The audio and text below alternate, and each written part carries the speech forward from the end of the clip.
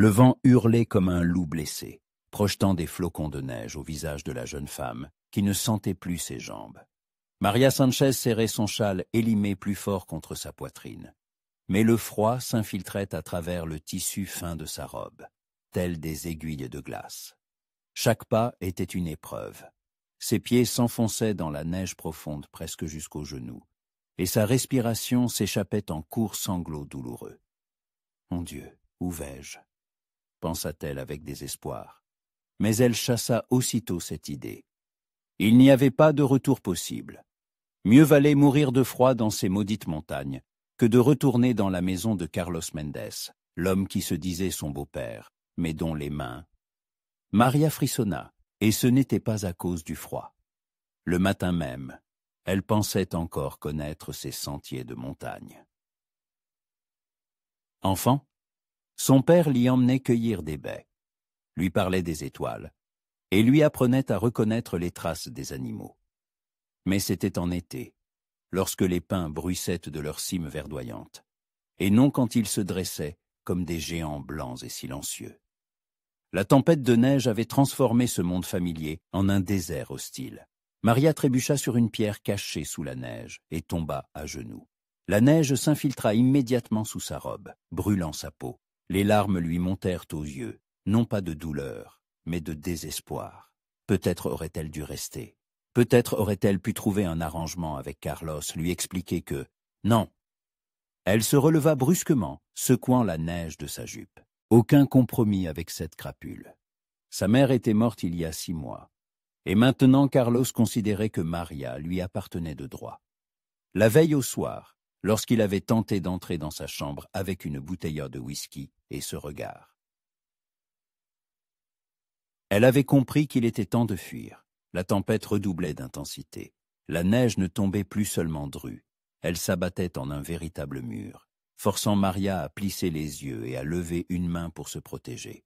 La visibilité était réduite à quelques mètres. Elle ne voyait plus le sentier, si tant est qu'elle fût encore dessus. Soudain, le vent se calma un peu, et Maria entendit quelque chose d'étrange. Un son qui ne cadrait pas avec le hurlement de la tempête. Un grincement de bois. Elle s'arrêta, tendant l'oreille. Oui, c'était bien un grincement, comme si quelqu'un coupait du bois ou construisait quelque chose. Maria tourna la tête, essayant de déterminer la direction du son. Là, sur la gauche, à travers le rideau de neige, une lueur jaune vacilla. Une lumière. Cela signifiait une habitation, de la chaleur, une chance de survivre à la tempête. Elle se força à avancer vers la lumière, bien que chaque pas exigeât un effort incroyable. Le froid avait atteint ses os. Ses doigts s'étaient presque incapables de se plier. Mais la lumière devenait plus vive, et elle pouvait maintenant distinguer les contours d'une petite cabane, adossée à un rocher. La cabane était grossièrement construite avec de gros rondins, mais elle semblait solide et chaleureuse. De la fumée s'échappait de la cheminée, aussitôt dispersée par le vent. La lumière jaune filtrait par une unique fenêtre, et cette lumière semblait à Maria la plus belle chose au monde. Elle s'approcha de la porte et s'arrêta. Et si quelqu'un de dangereux vivait ici? Les solitaires des montagnes pouvaient être de toutes sortes, mais elle n'avait pas le choix. Soit elle frappait à cette porte, soit elle mourait de froid dans l'heure qui suivait. Maria leva une main tremblante et frappa. Le son fut faible. Elle n'avait plus la force de frapper fort.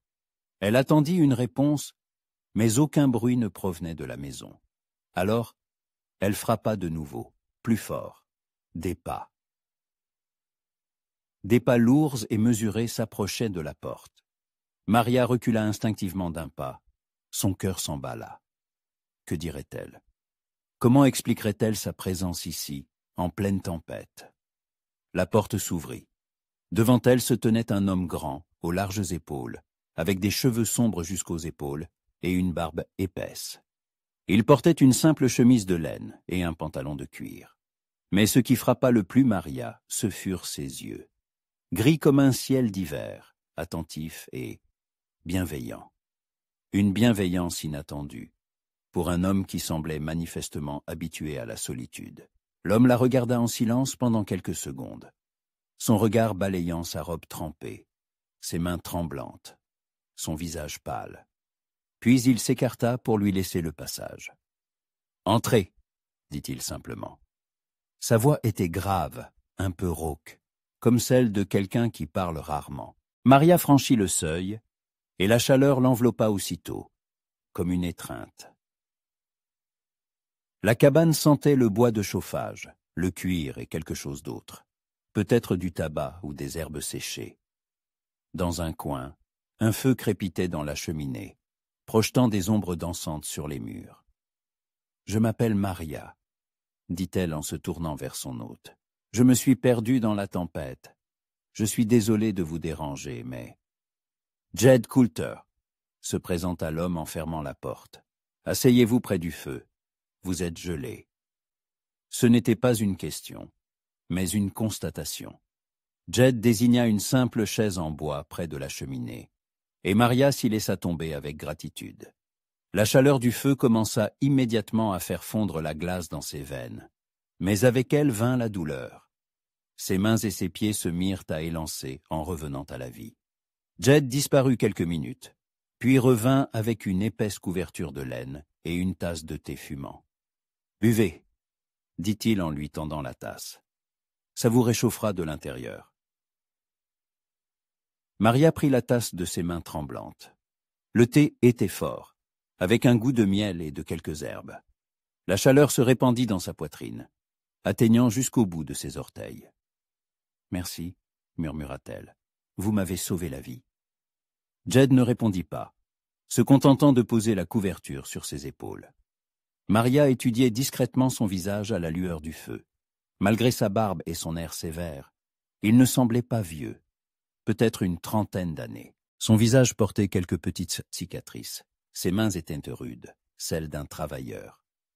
Un chasseur, décida-t-elle, ou un ermite. La tempête va durer toute la nuit, dit Jed en regardant par la fenêtre. Peut-être même demain. Vous devrez rester ici. Sa voix ne trahissait ni irritation ni joie, simplement une constatation, comme était auparavant. Maria sentit son cœur bondir de soulagement. « Je ne veux pas vous importuner », commença-t-elle.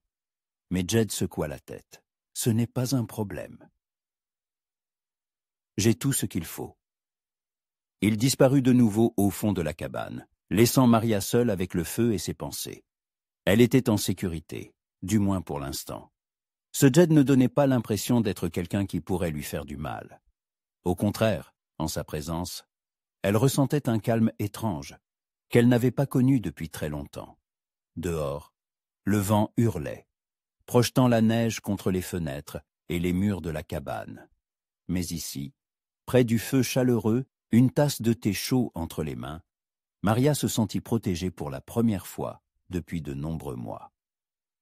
Jed revint avec une simple assiette en céramique sur laquelle reposait un morceau de venaison et une tranche de pain noir. Il posa l'assiette sur une petite table à côté du fauteuil de Maria, sans dire un mot.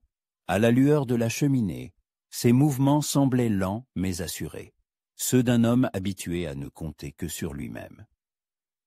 « Vous êtes très bon », dit Maria en prenant un morceau de pain. Elle n'avait pas réalisé à quel point elle avait faim avant de sentir l'odeur de la nourriture. Elle avait mangé pour la dernière fois le matin avant de s'enfuir de chez elle. Jed s'assit dans un fauteuil en face, prit un morceau de bois et un petit couteau.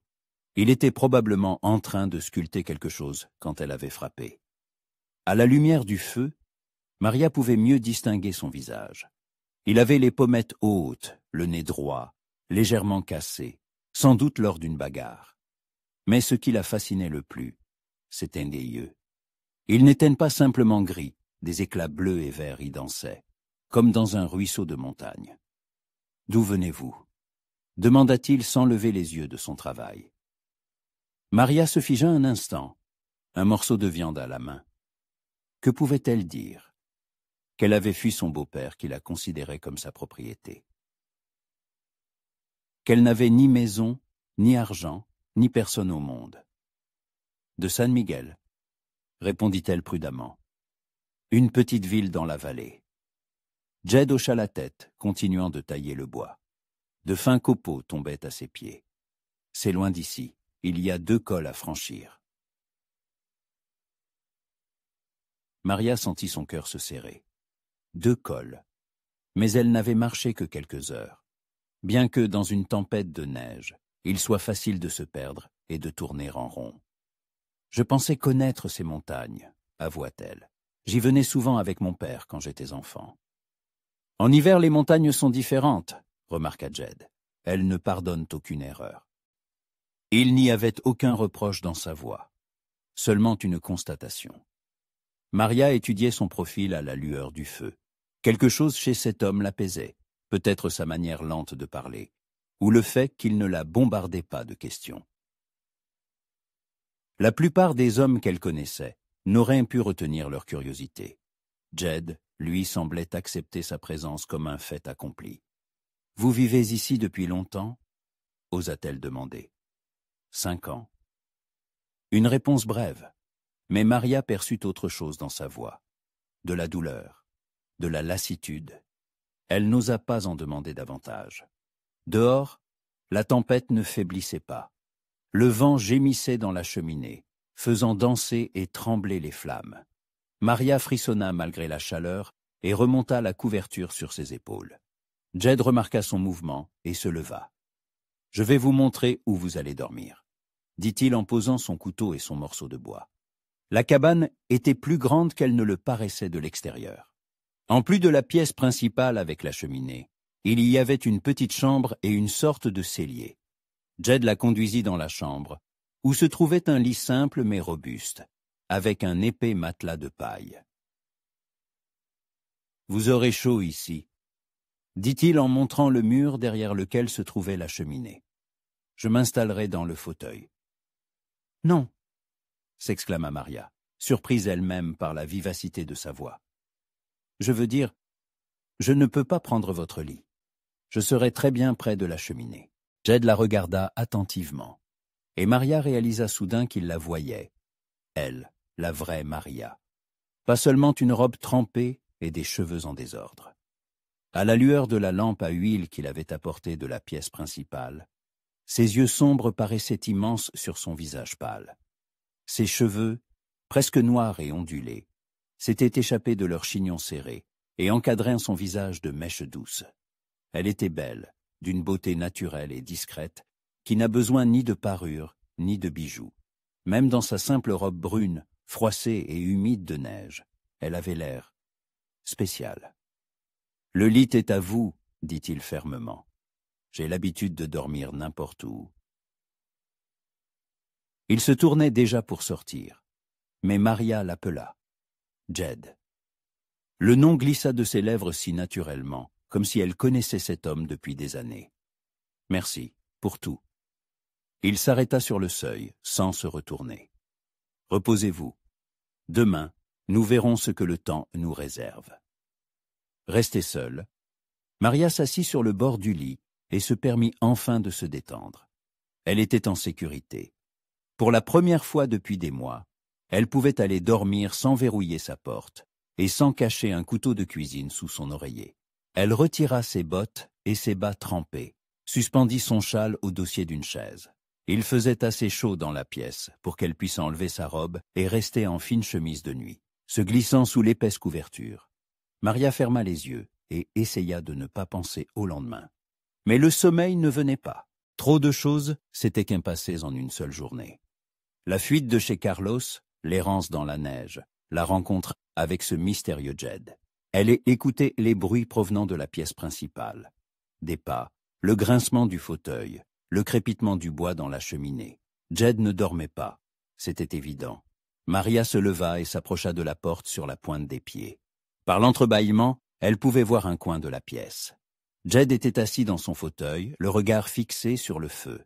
Son profil était pensif, presque triste. Qu'est-ce qui avait poussé cet homme à se retirer dans les montagnes? Quelle douleur le fuyait-il? Soudain, il tourna la tête, comme s'il avait senti son regard. Maria recula vivement de la porte et regagna son lit, le cœur battant à tout rompre. Il lui sembla avoir vu une lueur chaleureuse dans ses yeux. Ou était-ce un jeu d'ombre? Elle remonta la couverture jusqu'à son menton et ferma les yeux, se forçant à penser à autre chose. À quoi ressemblerait le monde demain, une fois la tempête passée? À ce qu'elle ferait ensuite, à savoir si Carlos retrouverait sa trace. Mais ses pensées revenaient sans cesse à l'homme dans la pièce voisine, à ses yeux gris et bienveillants, à sa voix grave, à la façon dont il avait délicatement posé la couverture sur ses épaules. Quand Maria s'endormit enfin, sa dernière pensée fut que, pour la première fois depuis très longtemps, un homme se trouvait près d'elle, et elle n'en avait pas peur. Dans la pièce principale, Jed Coulter était assis près du feu et regardait les flammes, pensant aux yeux sombres de la jeune femme et au temps qui s'était écoulé depuis qu'il n'avait vu de visage humain. La tempête hurlait au dehors, mais dans sa poitrine, quelque chose de chaud commençait à naître, un sentiment qu'il croyait enterré depuis longtemps. La neige tomba toute la nuit, effaçant les sentiers et isolant la cabane du reste du monde. Et avec chaque flocon, le destin liait un peu plus fort ses deux cœurs solitaires. Maria se réveilla dans un silence inhabituel. Pendant quelques secondes, elle resta immobile, essayant de comprendre ce qu'il avait tiré de son sommeil. Puis elle comprit. La tempête s'était calmée. Plus de hurlements du vent, plus de neige frappant les fenêtres. Seulement le silence absolu et cristallin des montagnes en hiver. Elle se leva prudemment, jeta son châle sur ses épaules et regarda par la fenêtre. Ce qu'elle vit lui coupa le souffle. Le monde extérieur s'était transformé en un conte de fées. Tout était recouvert d'une épaisse couche de neige immaculée. Les pins se dressaient comme des géants enchantés dans leurs manteaux blancs, leurs branches ploquant sous le poids de la neige. Le soleil venait de poindre derrière les sommets, colorant la surface neigeuse de teintes roses et or. Mais ce qui frappa le plus Maria fut l'épaisseur de la neige. Elle arrivait presque jusqu'à la fenêtre de la cabane, ce qui signifiait que la couche de neige devait mesurer au moins 1 mètre, peut-être plus. De la pièce principale parvenait une odeur de viande grillée et de café. Maria fit rapidement sa toilette, tressant ses cheveux, ajustant sa robe, et sortit de la chambre. Jed se tenait près d'un petit poêle dans un coin, retournant quelque chose dans une poêle. Il était déjà entièrement habillé de la même chemise de laine et du même pantalon de cuir. Mais Maria remarqua maintenant à quel point ses vêtements lui allaient bien, soulignant ses larges épaules et ses hanches étroites. Il avait attaché ses cheveux sur sa nuque avec un lacet de cuir, dégageant la ligne puissante de son cou. « Bonjour », dit-elle doucement, ne voulant pas le surprendre. Jed se retourna, et un sourire à peine perceptible effleura ses lèvres. « Bonjour. Bien dormi? Merveilleusement bien. » Je ne me souviens pas de la dernière fois où j'ai dormi aussi paisiblement. C'était la vérité. Pour la première fois depuis des mois, elle avait dormi toute la nuit sans se réveiller au moindre bruit, sans sursauter au grincement du plancher. Jed hocha la tête et désigna la table où une tasse de café fumant l'attendait déjà. Le petit déjeuner est presque prêt. Maria s'approcha de la fenêtre et contempla de nouveau le monde enneigé. Il y a énormément de neige, remarqua-t-elle, s'efforçant de ne pas laisser transparaître son inquiétude. Oui, je n'avais pas vu ça depuis plusieurs années. Jed posa devant elle une assiette de viande grillée et de galettes. Il s'installa en face avec sa tasse de café. « Combien de temps faudra-t-il pour que la neige fonde ?» demanda Maria en coupant sa viande. Jed la regarda attentivement, comme pour évaluer si elle était prête à entendre la vérité. Avec une telle épaisseur, peut-être 1 mois, ou même plus. Tout dépend s'il y aura d'autres chutes de neige. 1 mois. Maria sentit son estomac se nouer, non de faim, mais de peur. 1 mois. Prisonnière avec un inconnu. 1 mois. Loin de toute civilisation. Que penseraient donc les gens? Quoique, quelle importance. Elle n'avait plus de réputation à protéger.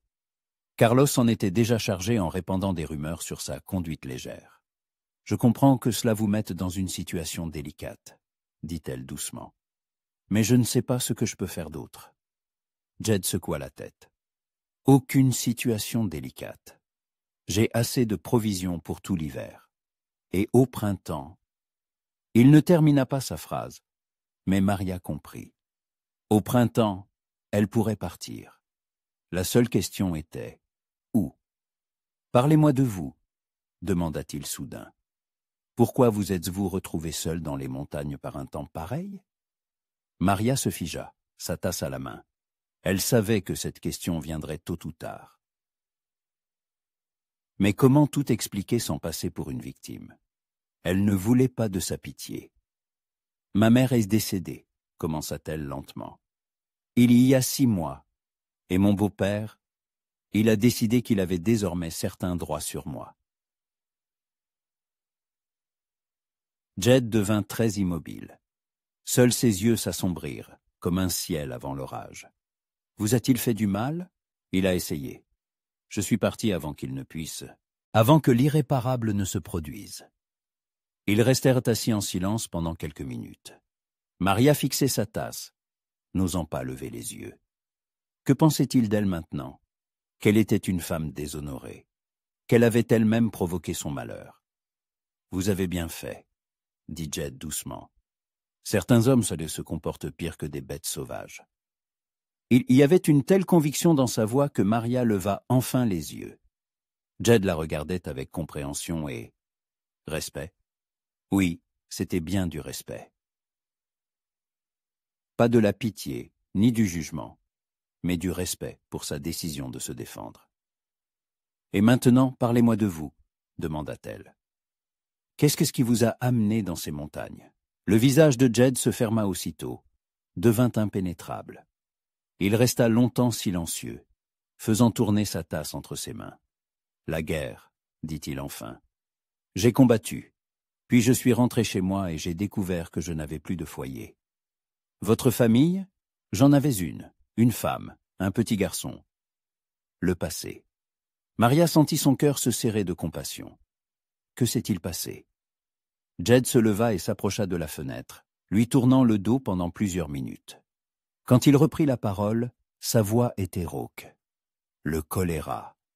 Pendant que je me battais pour la liberté des Noirs, la maladie a emporté ceux que j'aimais le plus au monde. Quand je suis revenu, ils reposaient au cimetière depuis plus d'1 an. Maria se leva et s'approcha de lui. Sans réfléchir à si c'était approprié ou non, elle posa une main sur son épaule. « Je suis sincèrement désolé. » Jed ne s'écarta pas, mais ne se tourna pas non plus vers elle.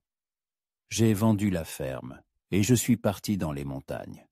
C'est plus simple de vivre ici quand on ne croit plus en rien. Et en quoi croyez-vous avant? En la justice. Au fait que si l'on fait ce qui est juste, la vie sera juste en retour. » Maria comprenait ce sentiment. Elle aussi avait cru autrefois que si elle était une bonne fille, obéissante, la vie serait bonne avec elle. Mais la vie est rarement juste. Peut-être que ce n'est pas une question de justice, dit-elle doucement. Peut-être qu'il s'agit de continuer à vivre, malgré tout, de ne pas laisser la douleur nous vaincre complètement. Jed se tourna enfin vers elle, et il y avait une si profonde tristesse dans ses yeux que Maria sentit son souffle se couper.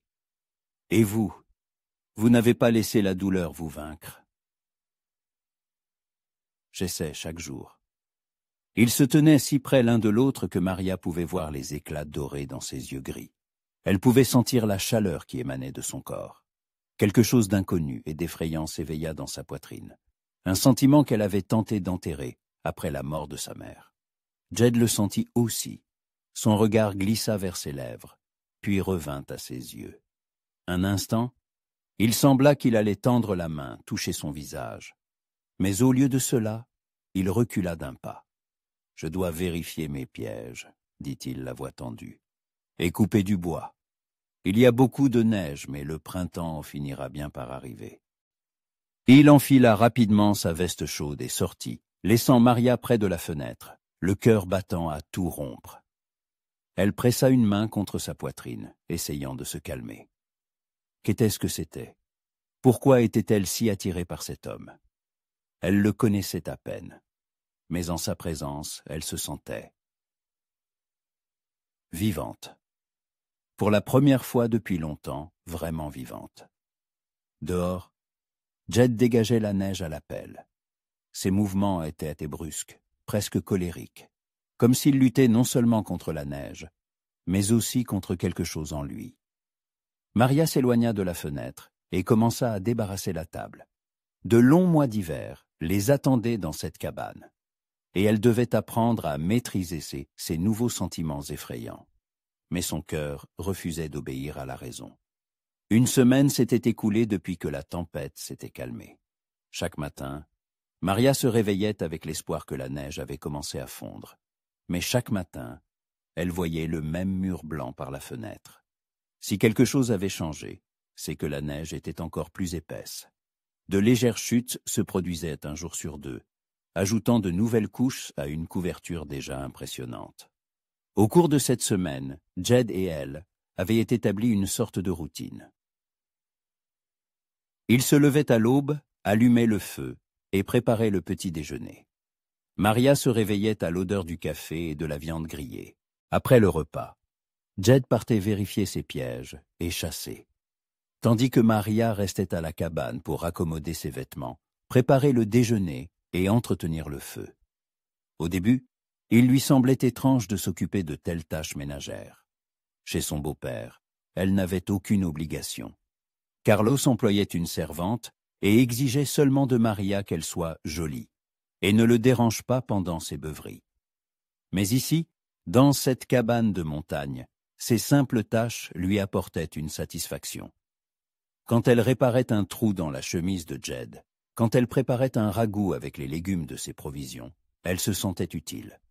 Le soir, ils passèrent leur temps près de la cheminée. Jed sculptait du bois. Maria comprit qu'il réalisait une figurine d'animal, peut-être un cerf. Elle, de son côté, lisait le seul livre qu'elle avait trouvé dans la cabane, un recueil de poèmes de Whitman au volume usé. Parfois, ils discutaient, mais le plus souvent, ils restèrent silencieux, et ce silence était étonnamment confortable. Mais chaque jour, Maria ressentait la présence de Jed de plus en plus intensément. La façon dont il se penchait sur son travail, projetant une longue ombre sur le mur. La manière dont ses mains, rudes et fortes, tenaient délicatement le ciseau. La façon dont il levait parfois la tête pour la regarder à travers la pièce. Et à ces moments-là, l'air entre eux semblait électrisé. Ce matin-là, alors que Jed était parti chasser, Maria décida de ranger sa chambre, celle où il dormait désormais. La pièce était spartiate. Un lit simple, un coffre à vêtements, une petite table. Mais sur la table, elle remarqua quelque chose qu'elle n'avait pas vu auparavant. Un petit daguerréotype dans un cadre simple. Maria prit la photographie et l'examina attentivement. On y voyait un jeune Jed, sans barbe, les cheveux courts, en uniforme militaire. À côté de lui se tenait une belle femme aux yeux doux, et devant eux, un petit garçon d'environ 3 ans. La famille de Jed. La femme était très belle. Des cheveux clairs, des traits réguliers, une silhouette élégante dans sa plus belle robe. L'opposé total de Maria, avec ses cheveux sombres et son visage simple. Le garçon était le portrait de son père. Les mêmes yeux gris, le même menton volontaire. Maria contempla longuement la photographie, sentant quelque chose se serrer dans sa poitrine. Jed les avait aimés. Cela se voyait même sur cette image figée. La façon dont il tenait sa femme par les épaules, dont il regardait son fils. Pas étonnant que leur mort lui ait brisé le cœur. Elle reposa délicatement le daguerréotype, mais ne put chasser de son esprit le visage de sa femme. Une telle femme, on l'aime une fois pour toutes. Que pouvait offrir une simple fugitive comme elle à un homme qui avait perdu un tel trésor? Quand Jed revint de la chasse avec 2 lapins, Maria l'accueillit à la porte. Il secoua la neige de sa veste et de ses bottes, suspendit son gibier à un crochet près de la porte. « Bonne chasse », remarqua-t-elle, s'efforçant de garder un ton neutre. « Oui, Ça fera un bon ragoût pour le dîner. Il s'approcha du lavabo et commença à se laver les mains. Maria observait ses mouvements et soudain ne put se retenir. « Jed, j'ai vu la photo dans votre chambre. Pardonnez-moi, je ne voulais pas violer votre intimité. » Ses mains s'immobilisèrent au-dessus de la bassine d'eau. « Elle était belle, » continua Maria doucement. « Votre femme et votre fils vous ressemblent beaucoup. » Jed s'essuya lentement les mains avec une serviette, sans se tourner vers elle. Elisabeth. Elle s'appelait Elisabeth. Et le garçon, Tommy. « Parlez-moi d'eux. » Jed se retourna enfin. Il y avait de la douleur dans ses yeux, mais aussi autre chose. Un besoin de partager, de parler de ceux qu'il avait aimés. Elisabeth était la fille du juge local, belle, instruite, bonne. Tous les jeunes hommes du comté étaient amoureux d'elle.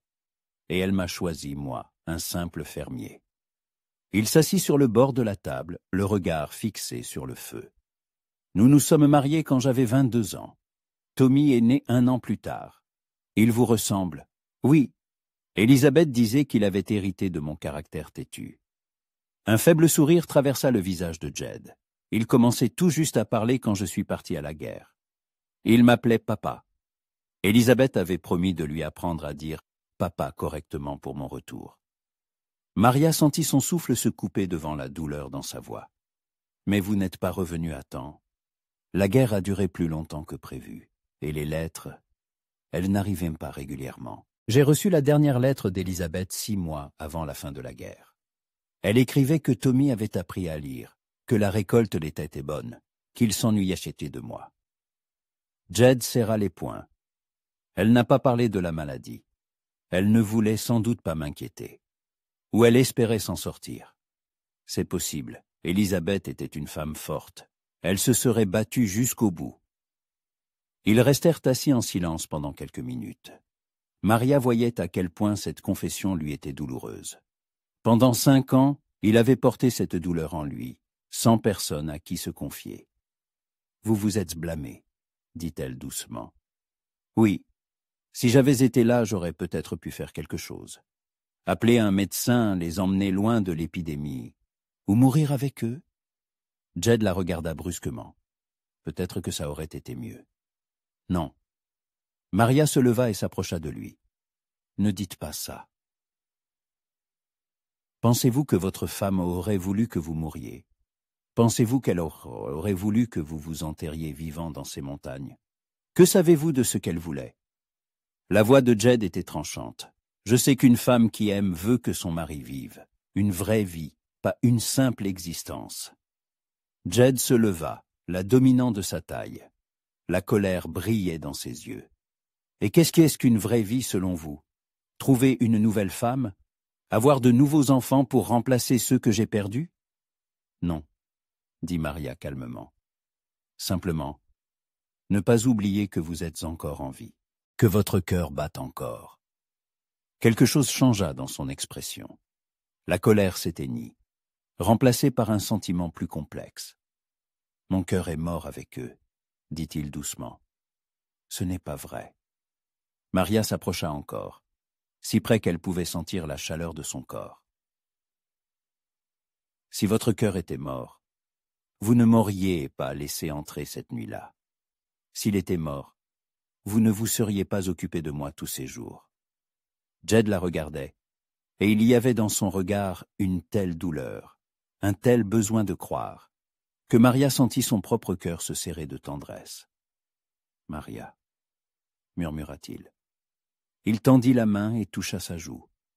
Son contact était léger, hésitant, comme s'il craignait qu'elle ne disparaisse.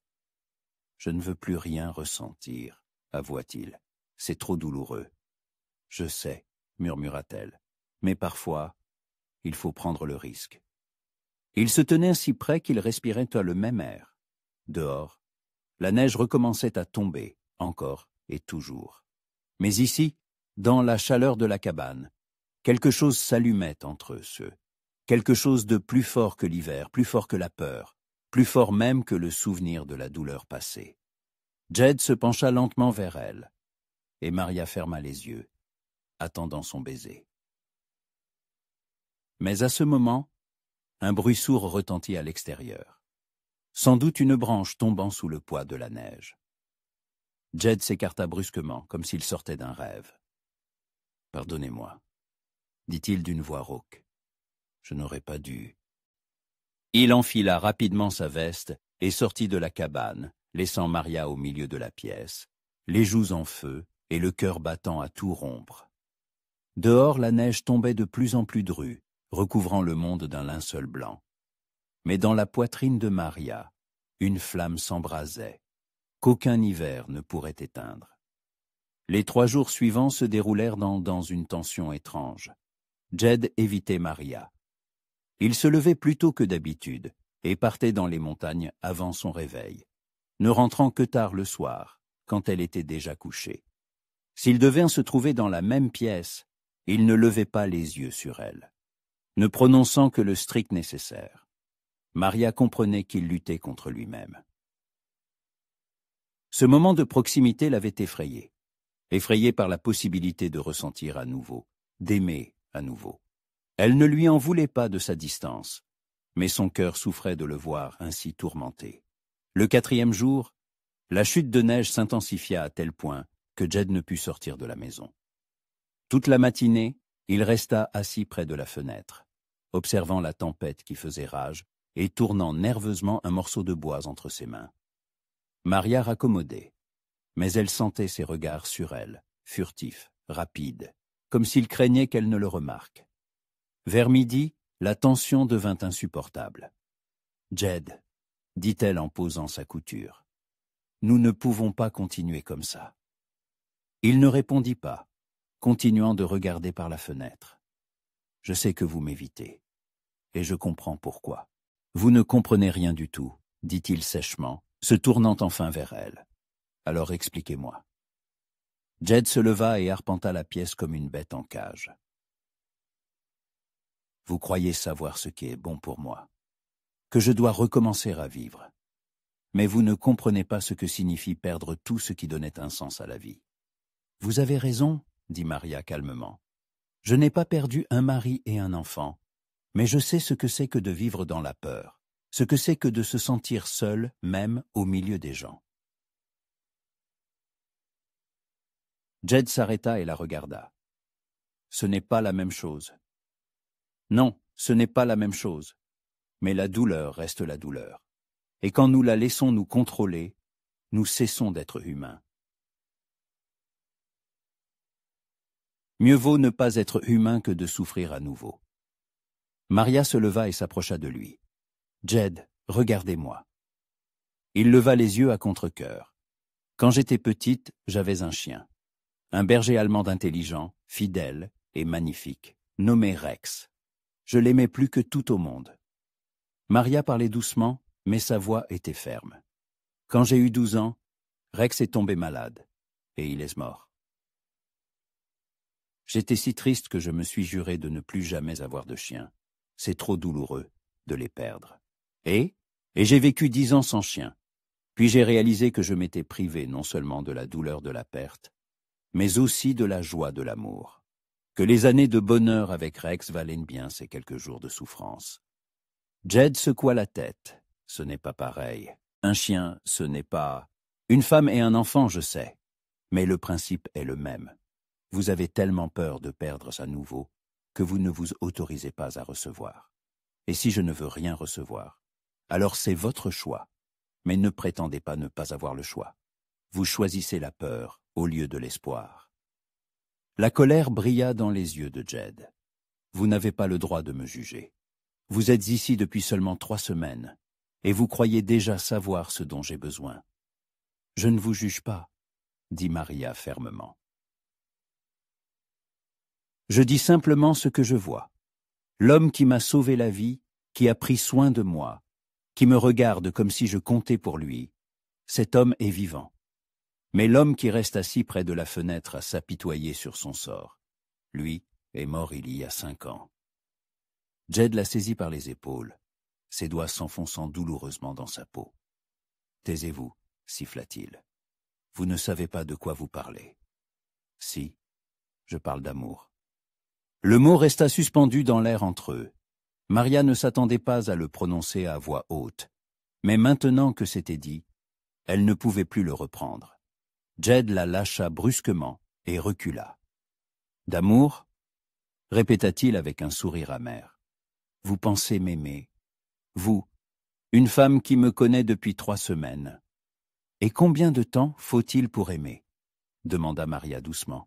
« Un jour, 1 an, ou suffit-il d'un seul regard pour comprendre que cet homme est votre destin ?» Jed se figea.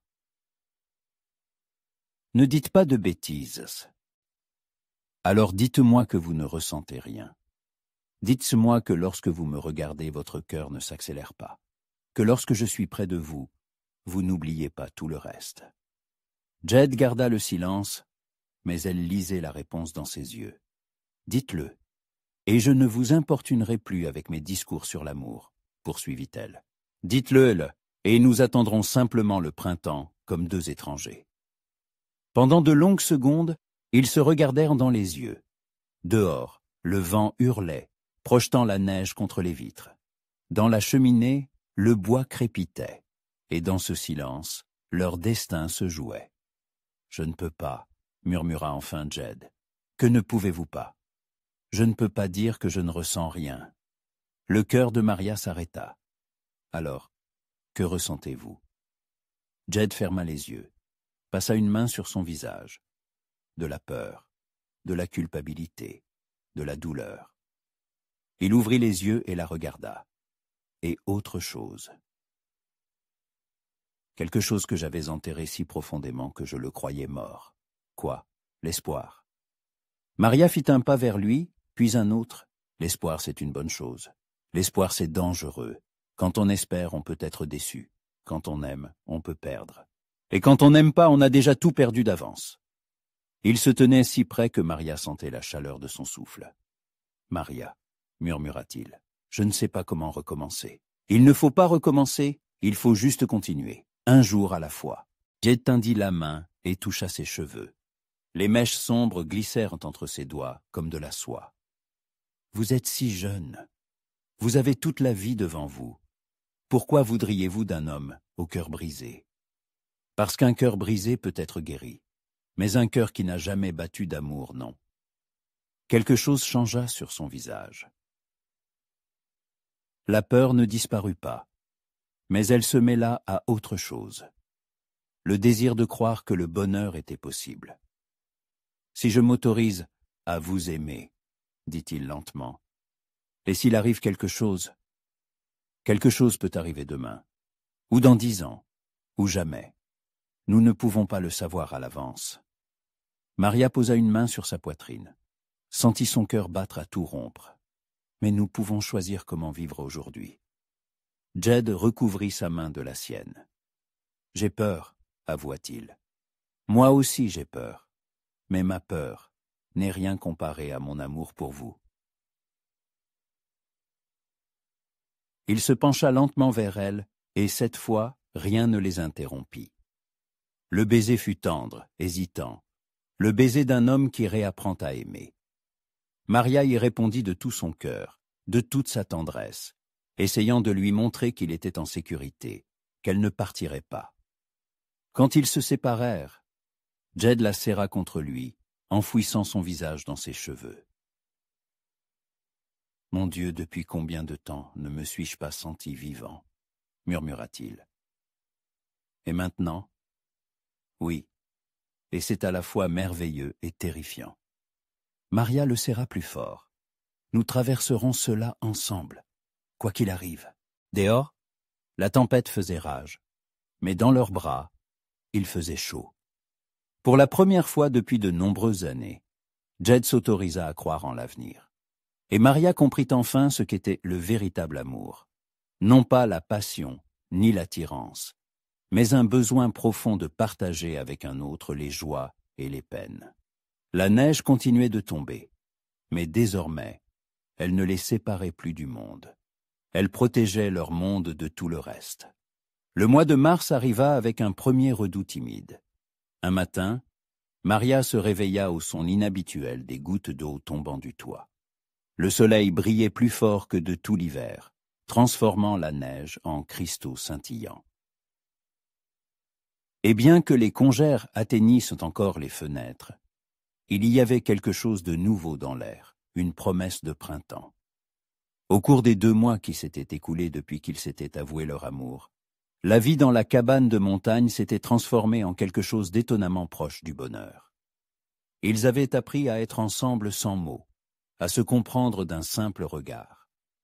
Jed ne l'évitait plus. Au contraire, il cherchait la moindre occasion de lui toucher la main, de la prendre par les épaules, de simplement être près d'elle. Le soir, il s'asseyait près du feu, et Jed racontait à Maria les secrets de la montagne. Quelles herbes étaient comestibles? Comment prédire le temps d'après le comportement des animaux? Où trouver des racines nourrissantes? Maria écoutait, mémorisant chaque mot. Elle aimait imaginer leur vie ici au printemps et en été. Comment elle l'aiderait à la chasse? Comment qu'ils accueilleraient ensemble les levées de soleil sur les sommets enneigés? Mais aujourd'hui, en écoutant le dégel, Maria comprenait que leur monde isolé touchait à sa fin. « Jed !» appela-t-elle en sortant de la chambre. Il se tenait près de la fenêtre, une tasse de café à la main, observant la neige fondre. En entendant sa voix, il se retourna et sourit, ce sourire rare et chaleureux qu'elle avait appris à chérir plus que tous les trésors du monde. « Bonjour, ma chérie. » Ce mot, ma chérie. Il le prononçait avec une tendresse particulière, comme s'il goûtait à quelque chose de précieux. « La neige fond, » dit-elle en s'approchant de lui. « Oui, encore 1 mois, et les sentiers seront praticables. » Ils comprenaient tous les deux ce que cela signifiait. Bientôt, elle pourrait partir.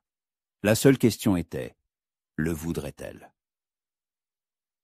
Jed la prit par la taille et l'attira contre lui. Au cours de ces mois, il avait appris à ne plus craindre de montrer ses sentiments.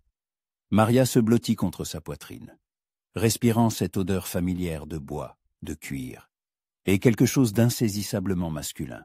« À quoi penses-tu » demanda-t-elle doucement. « Au printemps, à ce qui va se passer ensuite. Et que va-t-il se passer ?» Jed resta silencieux un instant, lui caressant les cheveux. « Je ne sais pas. J'ai pris l'habitude de ne prévoir que pour le jour même. » Maria s'écarta pour le regarder dans les yeux. « Jed, je dois te dire quelque chose. » Quelque chose dans son ton l'alerta. « Quoi ?» ?»« Quand la neige aura fondu, je veux rester, ici, avec toi. » Le soulagement se peignit sur son visage, mais fut aussitôt remplacé par de l'inquiétude. « Maria, as-tu réfléchi à ce que cela signifie? La vie dans les montagnes n'est-il pas une aventure romantique? C'est un travail difficile, la solitude, le danger. Les hivers sont rudes, et la ville la plus proche est à 2 jours de marche. Je sais. Tu n'as aucune idée de ce que peut être cette vie. Pas de belles robes, pas de bal, personne d'autre que moi. » Maria sourit. « Et tu penses que les bals me manquent? Jed, ces 3 derniers mois ont été les plus heureux de ma vie. Non pas parce que c'est beau ici, mais parce que tu es ici. » Jed prit son visage entre ses mains. « Tu es sûr? Absolument sûr. Plus que sûr. Mais il y en a une condition. » « Laquelle ?» Maria prit une profonde inspiration. « Épouse-moi. » Jed se figea, les yeux écarquillés de surprise. « Quoi? Tu as entendu? Je veux devenir ta femme, une vraie femme, pas seulement la femme qui vit avec toi. » Jed s'écarta, arpenta la pièce. « Maria, je n'y avais pas pensé. Après Élisabeth, je n'ai jamais imaginé. »« Je n'essaie pas de remplacer Élisabeth, » dit Maria fermement. « Je ne veux pas être son ombre. Je veux être ta femme. » La femme de Jed Coulter, l'homme que j'aime, ici et maintenant. Jed s'arrêta et la regarda. « C'est vraiment ce que tu veux? Devenir la femme d'un ermite? »« Je veux devenir la femme de l'homme qui m'a sauvé la vie, qui m'a appris à ne pas avoir peur d'aimer, qui m'a montré ce qu'était le vrai bonheur. » Pendant de longues secondes, Jed garda le silence. Puis il s'approcha lentement d'elle et s'agenouilla. Je n'ai pas de bague, dit-il simplement. Je n'ai pas besoin de bague. Je n'ai pas d'argent pour un mariage. Je n'ai pas besoin de mariage. J'ai seulement besoin de toi. Jed prit ses mains dans les siennes. Maria Sanchez, acceptes-tu de devenir ma femme, de partager avec moi cette vie rude, d'être à mes côtés dans le bonheur et le malheur, dans la santé et la maladie? Des larmes coulaient sur ses joues, mais elle souriait. J'accepte. Et toi, Jed Coulter, acceptes-tu de me prendre pour épouse, de m'aimer tel que je suis, de me laisser t'aimer pour le reste de ma vie? J'accepte. Il se releva et l'embrassa, un baiser long et tendre, comme celui des fiancés. Quand? Demanda Maria lorsqu'ils se séparèrent. Dès que nous aurons trouvé un prêtre. Il y a un vieux père Martinez dans la vallée. Il acceptera de nous marier. Et d'ici là? Jed sourit, un sourire large et libre, comme elle n'en avait jamais vu. D'ici là, nous vivrons comme des fiancés. Nous ferons des projets. Nous nous préparerons pour le printemps, pour une nouvelle vie.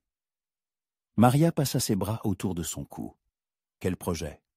Eh bien, pour commencer, il faut agrandir la cabane. Ajouter une autre pièce pour les enfants. Maria rougit. Jed. Quoi? Tu veux des enfants, n'est-ce pas? Oui, mais nous ne sommes même pas encore mariés. Nous le serons, et nous aurons des enfants, des garçons avec tes yeux, et des filles avec tes cheveux.